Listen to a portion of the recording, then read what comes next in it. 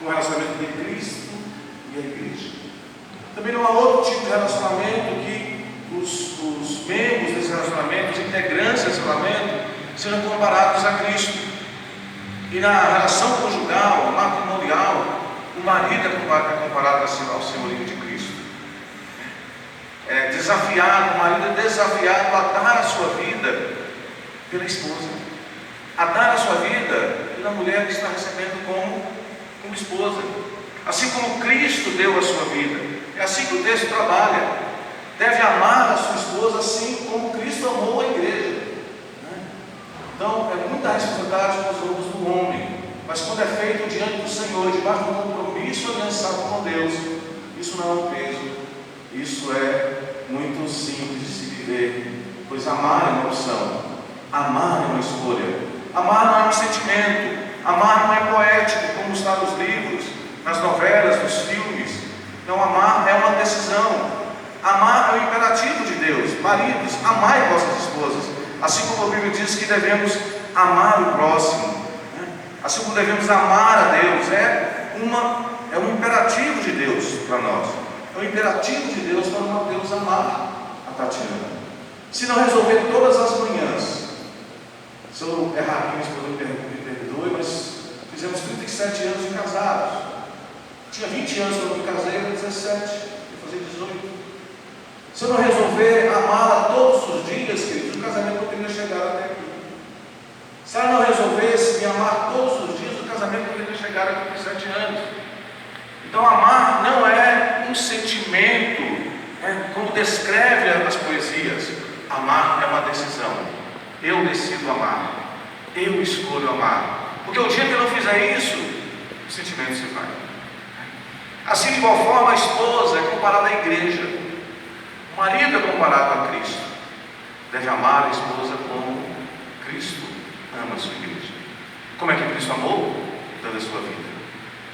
Não apenas dando a sua vida, mas a justificando, a adornando, a preparando, a santificando e prometendo que um dia ela estaria com Ele para todo sempre. É assim que Cristo ama a igreja, estando com ela todos os dias, com todos aqueles que entregaram suas vidas a Jesus. Jesus está com eles todos os dias, e Ele fala até a consumação dos séculos, até o último dia. Mas a esposa é comparada à igreja. Qual é a relação da igreja com o seu Senhor? De entrega, de renúncia, de amor, de reconhecimento, de papéis. Aliás, quando se fala em papéis, a coisa fica um pouco complicada nos nossos dias, porque os papéis conjugais, a Bíblia estabelece qual é o papel do homem, qual é o papel da mulher, está bem definido nas Sagradas Escrituras, e isso não diminui nenhum nem outro. Não vou aqui demandar um tempo para explicar isso, demandaria um pouco de tempo para a gente passar pelos papéis do marido, pelos papéis da esposa, pelas responsabilidades recebidas de Deus, de cada um, que não feriria nenhuma lei, que não agrediria nenhuma honra, mas a esposa tem papéis, como a igreja tem papéis diante do seu Senhor, de honrá-lo. O texto de Efésios diz: marido, ame a esposa, honre o marido. Por que, irmãos? Porque o texto não diz: esposa, ame o marido? Porque se o marido amar, e as mulheres vão concordar comigo, se o marido cuidar, se o marido for alguém carinhoso, se o marido for alguém atencioso, se o marido for alguém que cumpra esse mandamento, fica fácil amá-lo, fica fácil honrá-lo, fica fácil respeitá-lo. Mas quando o homem é muito grosso, é difícil. Quando o homem não ama a sua esposa, como é que ele vai cobrar o amor da sua esposa para com ele? Como é que ele vai cobrar o respeito, a honra, a entrega? Então é muito simples o mandamento bíblico. Se um amar, como Cristo amou, o outro vai honrar e vai respeitar de forma natural, Deus. Vai submeter, não é peso nenhum. Porque quando a gente tem alguém que nos ama, a gente faz tudo por ele. Mas quando a gente tem alguém que a gente não respeita, por que não respeita? Porque não cuida, porque maltrata, porque fere, porque angustia. Fica difícil uma relação conjugal assim. Mas a Bíblia é perfeita nesse aspecto, Mas o que seria sucesso para mim e para você? Quando fala de sucesso nos dias atuais, fala de lucro, de vantagens, de resultados pessoais, fala de conforto, de felicidade, de de resultados materiais mensuráveis, coisas que podem ser apalpadas, pegadas. Então, sucesso hoje nos nossos dias é algo de resultado.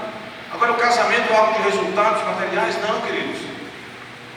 É algo de afetividade, é algo de troca de experiências, é onde se mistura criações diferentes, costumes diferentes, porque cada um vem de uma família, cada um foi educado de um jeito, cada um tem uma história de vida, passado, que se juntam, Então não é apenas de resultados materiais mensuráveis, mas de resultados relacionais, espirituais, coisas que não podem ser mensuradas, mas observadas, percebidas.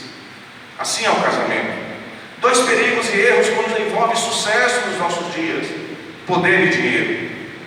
Mas o segredo do sucesso, o segredo do casamento de sucesso, todo casamento estabelecido por Deus é de sucesso, porque foi Ele que instituiu, essa instituição chamada casamento. É saber e fazer o que o Senhor quer. O que vocês precisam fazer para ser um casamento exitoso? Saber o que Deus quer e fazer o que Deus quer. Nada mais que isso.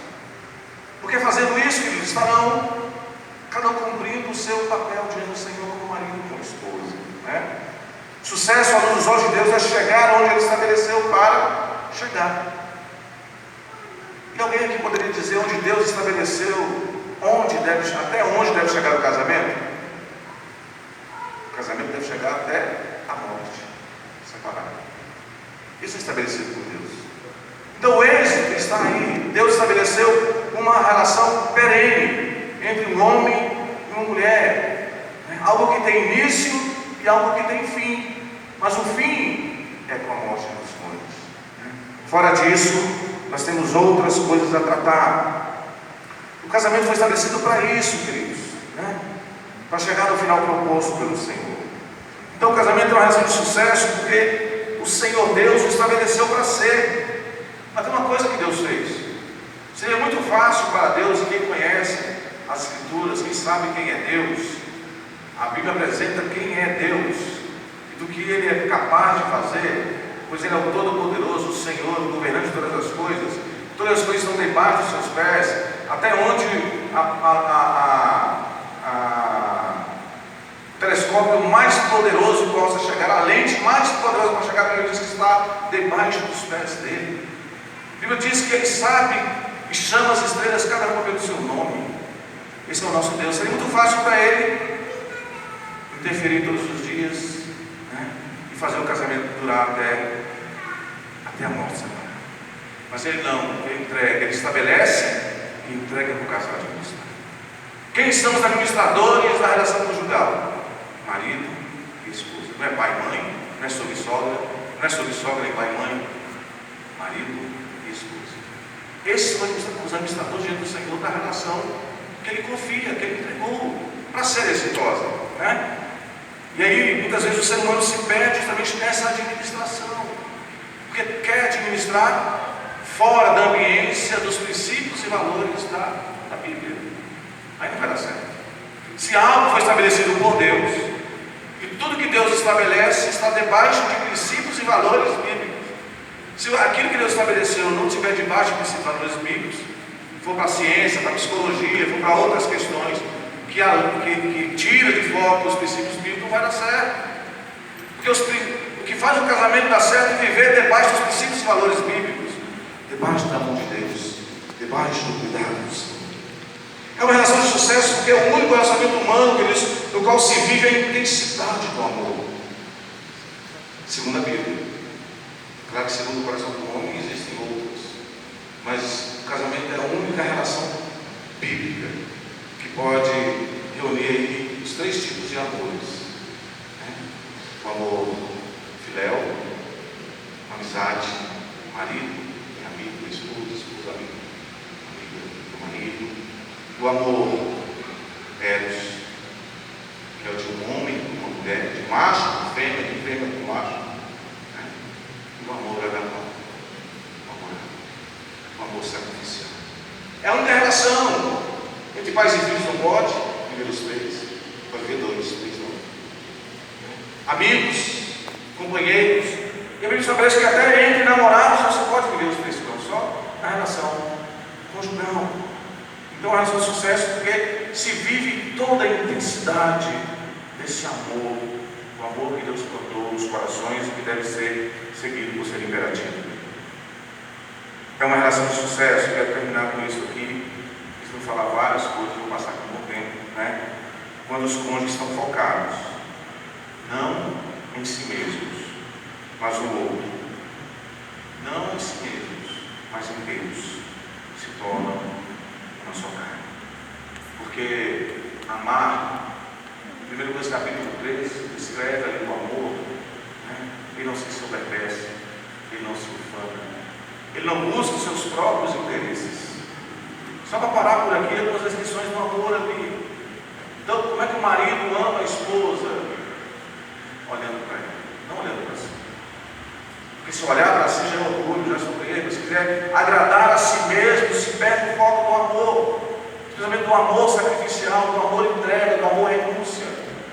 Então, queridos, amar, né? Significa focar no outro, satisfazer o outro. Imagine se os dois focarem nisso. Um vai satisfazer o outro vai satisfazer um, e não tem como casamento dar errado.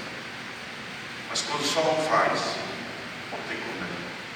Quando só o outro faz, não tem como dar certo.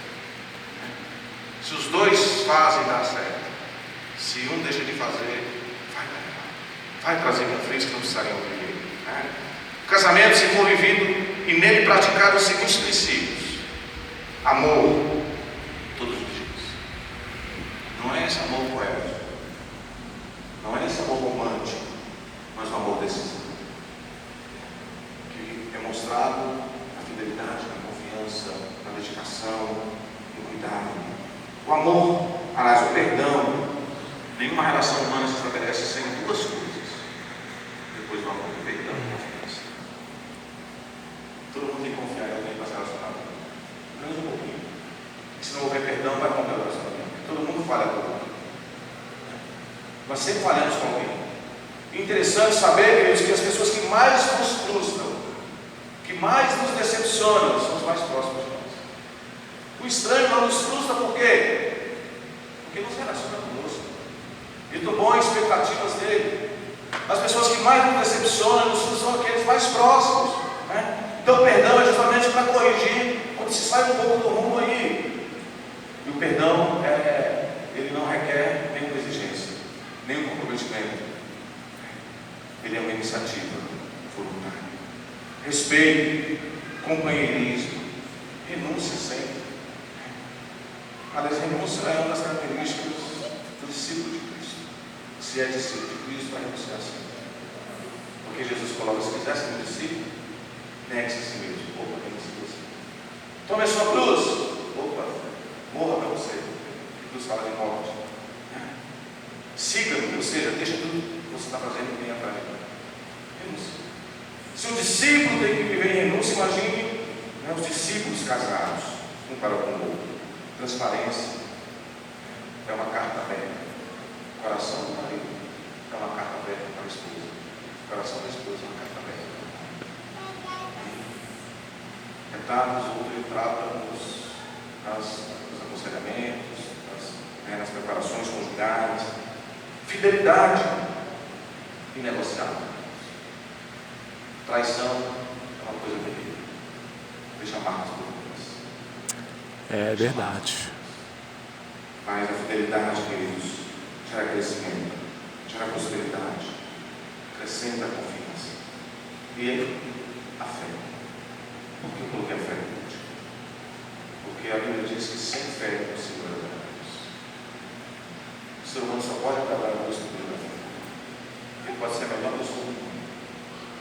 Ele pode ter o melhor coração segundo os olhos humanos. Mas se não tiver uma fé em Jesus Cristo, ele não tem como agradar a Deus. Então, sem fé é impossível agradar a Deus. Fé é a única forma de agradar a Deus. Porque quem tem a fé vai viver tudo: generosidade, amor, fraternidade, né? Mas se viver isso sem fé, não agrada ao Senhor. Pois a fé é um elemento indispensável para os cristãos. E aí, queridos, produzirá os resultados que comprovarão provarão o êxito da relação. Então, fechando a questão aberta do início, casamento é uma relação de sucesso. Quando, pastor?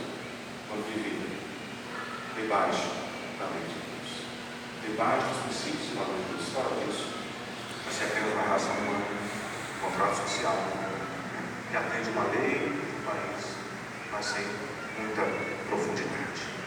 Vocês estão preparados, Mateus e Tatiana, para viver isso que a Bíblia nos apresenta? Que o Senhor nos faça crescer e aumentar esse amor mútuo sacrificial, a fim de que o coração de vocês permaneça firme, irrepreensível.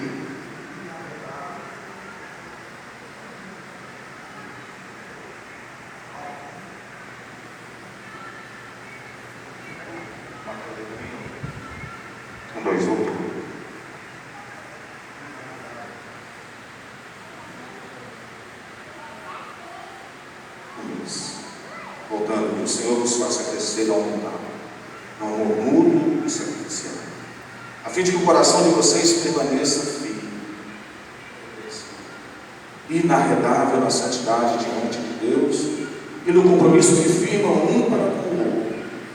Vocês possam continuar progredindo no amor, na convivência da luz de Deus, na convivência da luz de um para o outro, debaixo da graça de Cristo Jesus. Mateus,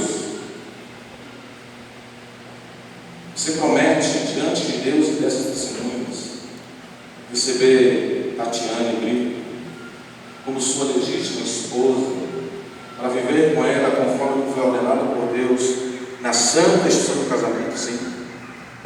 Sim, prometo.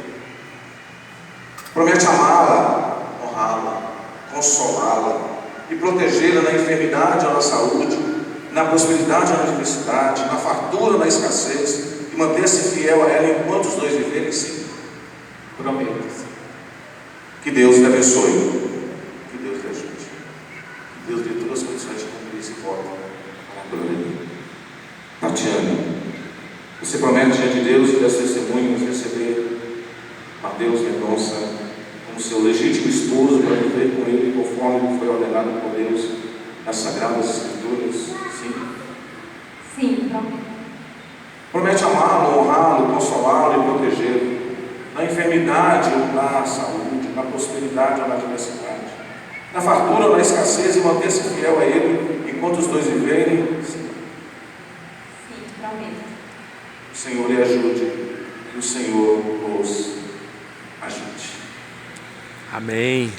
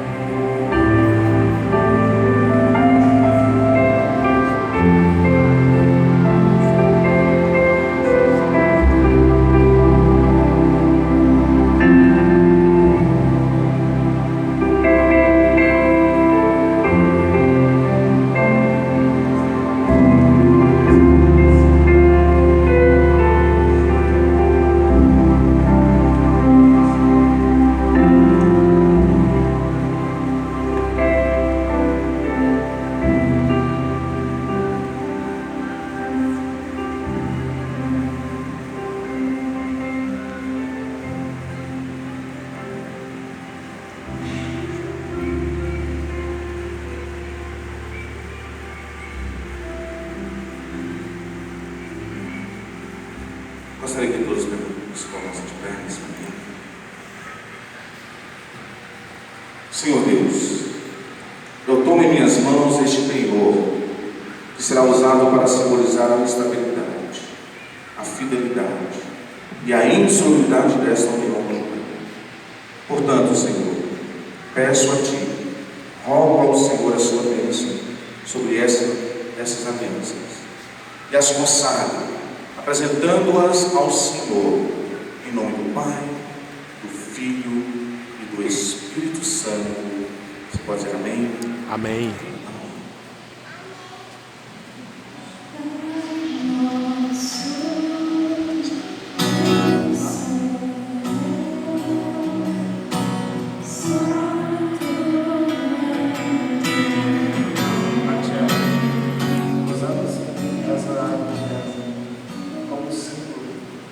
a nossa união conjugal, eu me caso contigo. Unidos a ti, meu coração, a minha alma e a minha vida, tornando-me uma só carne contigo. Que esta aliança seja o símbolo puro e imutável do nosso amor.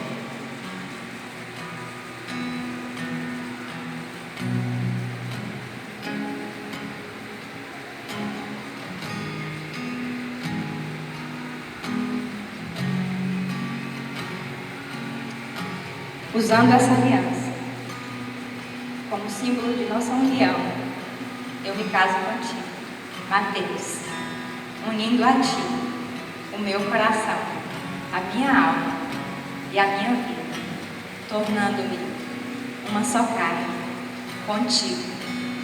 Que esta aliança seja o símbolo do puro e imutável do nosso amor.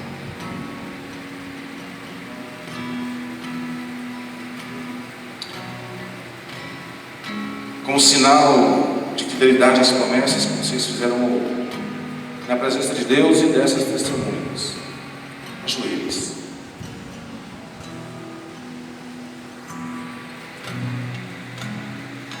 Pai de amor, o Senhor que é o Deus galardoador, que é o autor de toda a vida e amor, abençoa-as de toda sorte, maravilhosa, que acabaram de se unirem em matrimônio pelos votos declarados, para que vivam sempre em paz e em amor, conforme teus santos mandamentos, conduzindo ao lar e a vida deles de acordo com os seus princípios eternos. Deus, os guardando de todo mal, Senhor, eles dando sabedoria para administrarem a sua casa, administrarem dia a dia o relacionamento que agora, Senhor Deus, estabelecem um com o outro, Deus, para ainda, Senhor Deus, cumprir toda a sua vontade nesta terra, manifestar a sua glória, vivendo os princípios e valores do reino. Também, ó Deus, não se ausente deles, mas permaneça com a sua destra protetora, poderosa, em todo o tempo, Senhor, sobre eles, pois dependerão do Senhor, dia a dia, Senhor, em todo o tempo, Senhor, do coração deles, que a alma deles, Deus, se constranja em todos os dias, ó Senhor, em buscar a tua face e declarar quanto depende do Senhor. Assim oramos, em nome do seu Filho amado, Jesus Cristo. Amém. Amém.